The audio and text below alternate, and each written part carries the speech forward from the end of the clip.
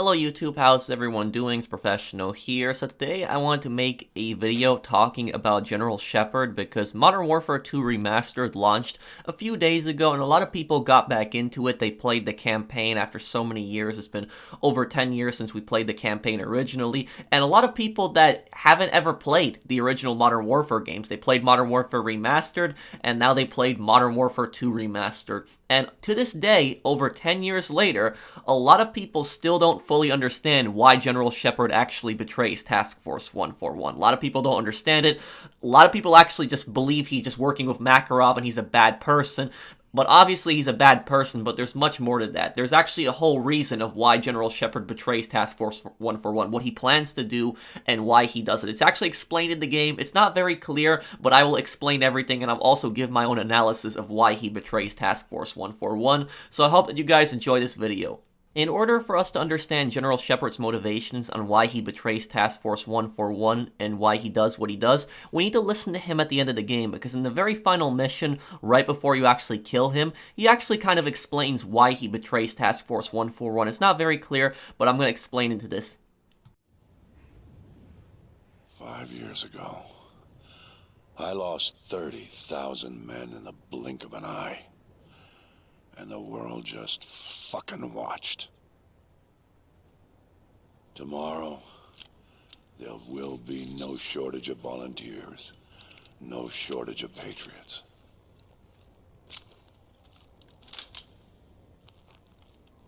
I know you understand. So the event that General Shepard is talking about, in which he lost 30,000 men in the blink of an eye, actually happens in Modern Warfare Remastered and the original Modern Warfare. And this happened in 2011, because Modern Warfare 2 takes place in 2016, so it's 5 years prior to the game's event.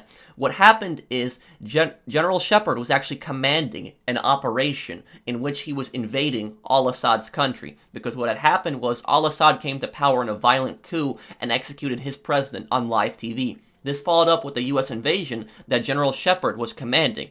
And what had happened was the Marines under Shepard's command were doing very well. They had captured almost the entire capital city. They were about to capture al-Assad's palace. They were on the brink of victory. And then al-Assad detonated a nuclear warhead given to him by Zakhaev. And in Modern Warfare 3, it's revealed that Makarov was the one who gave the final order to detonate it. And this explosion destroyed almost the entire capital city and had killed 30,000 Marines. It had wiped out almost the entire Marine force. General Shepard lost 30,000 soldiers in that single day, and this event changed General Shepard forever. It kind of made him go crazy in a way. It kind of made him go insane. And eventually al-Assad was removed from power. He was eventually captured and killed, but this came at a tremendous loss of life. So even though they had technically won in al-Assad's country, it came at a huge loss of life.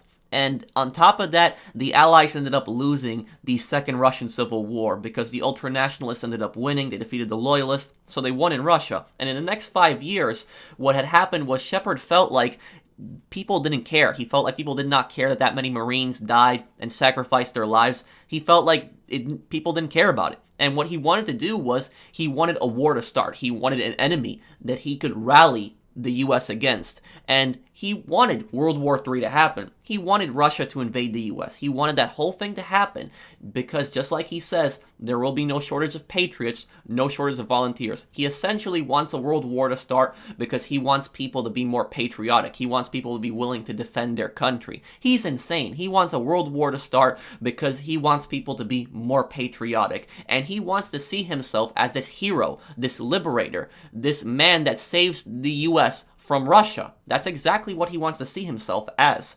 And that is why he plotted to start World War III with Makarov, because when he has Private Allen go undercover with Makarov, he tips Makarov off. He tells Makarov that Allen is an American, and this solidifies Makarov's plan because Makarov says not to speak Russian, and he has his men use NATO weapons. And Makarov knows that with this combination, including Allen's body, the Russian authorities are going to blame the United States for the massacre, and this is going to trigger World War III. So this solidified Makarov's plan. The intel that Shepard gave him helped him out a lot.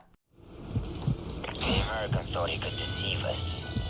When they find that body, all of Russia will cry for war. And this is the very reason on why General Shepard kills Roach and Ghost, because when they go to Makarov's house, they download the files from Makarov's computer. Those files are also going to contain incriminating material that shows that Shepard collaborated with Makarov in order to start World War III. That's why General Shepard says, good, one less loose end. But make no mistake, despite this, General Shepard and Makarov are not allies. They are not. A lot of people seem to think they're allies. They actually despise each other. The only similarities they have is that they both want to start World War III. Makarov wants World War III to start because he wants Russia to take over Europe and the United States, and he wants to become the new Russian ruler, overthrowing the president in a coup.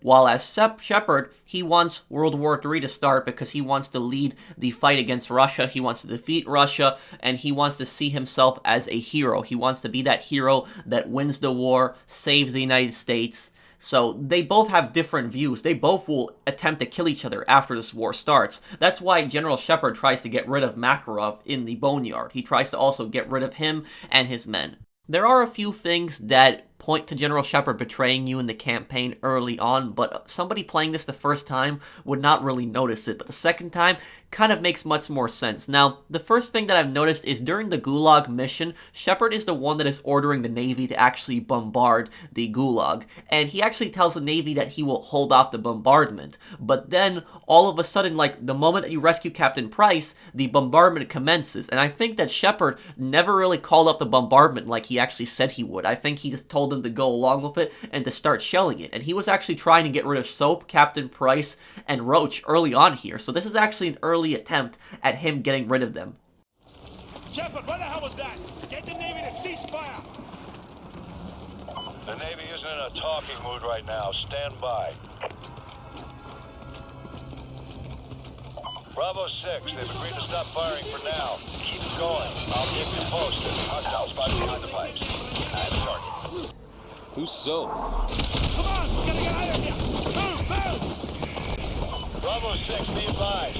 They started the bombardment early. Get the hell out of there now. There's a few other things that I noticed. The briefing right before the mission contingency. This is the mission where Captain Price fires the nuclear missile in the air to blow up in the atmosphere over DC. His plan is to use this as an EMP to knock out the Russian aerial vehicles and the armored units so that the US can win the Battle of DC. And he tries to tell Shepard this plan, but Shepard is not listening to him. The reason that Shepard doesn't want him to go through with this is because he wants the Battle of DC to last as long as possible. And he actually wants DC to actually be bombarded, because that's what's actually going to end up happening if they actually don't deploy the flares. DC is going to get bombarded, the White House will end up getting destroyed. Shepard wants that. He wants this battle to go as long as possible. He doesn't want a quick end to the war at all. Shepard, are you willing to do what is necessary to win? Always. We got ourselves a pretty big fire. Gonna need a huge bang. You've been in the Gulag too long, Price. Focus on taking out Makarov. No time, sir. We need to end this war today. I'm not asking you, Price. This is an order. You're to... Looks like we lost our connection. There's also this. This is in the briefing right before the Whiskey Hotel mission. And in this part, General Shepard is given a blank check by the other government officials when discussing the Makarov situation. And this is exactly what General Shepard wanted. He wanted a blank check. A blank check is basically that he has as much money as he wants to spend. So he's basically given infinite amounts of money in order to fight Makarov and lead the war effort. And his mission would be to kill Makarov and then to be a national hero, you know, leading the fight against Russia in World War III. This is ultimately what he wants, and he was telling them about Makarov, saying that Makarov is dangerous, but then he helped Makarov in order to start this world war, and then he can say, oh look, you see, I told you Makarov was dangerous, so he's basically playing them. Gentlemen, the missiles vector puts it en route to the East Coast. We will lose the White House. We've rebuilt it before. We'll rebuild it again. Casualties? Possibly 30 to 50,000. Depends on the exact location of the detonation. All systems will go down. General Shepard, you warned us. We should have listened. When they speak of this moment, we will not be the ones who stood guard while America died. One man is responsible for all this. Makarov must be brought to light. Whatever you need, General. You've got a blank check.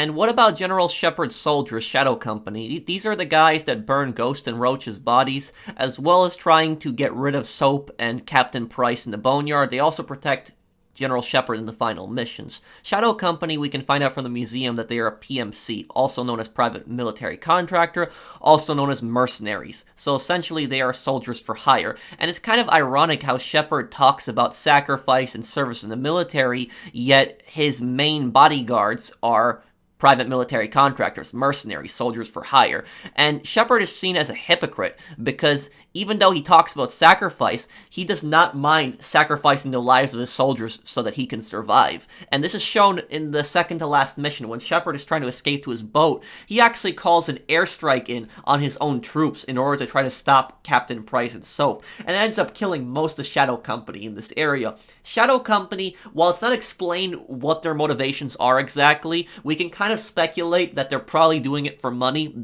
They obviously know about General Shepard's plans. They're in league with General Shepard. They know what Shepard is doing. They're fiercely loyal to General Shepard. They're probably being paid a good sum. And since General Shepard has a blank check, like we discussed earlier, you know, he can give these guys as much money as he wants, and he can probably promise them all the military contracts they want, considering that there's a big war with Russia going on. So this is probably why Shadow Company is so loyal to him. But that is pretty much my explanation there, guys, for, you know, why, you know, General Shepard betrays Task Force 141. A lot of people are still confused by it so many years later. If there's anything else that I missed, let me know down below. But let me know, what did you guys think of the first time that General Shepard betrays you? Because I can't think of, you know, one person that saw that coming. I don't think anybody really saw that coming when General Shepard betrays you, but I hope this video cleared it up for people that were confused on why General Shepard did that. So I hope that you guys enjoyed the video. If you did, drop a like, and if you're new to my channel, enjoy my content, subscribe, and I'll see you guys in the next one. Take care, everyone.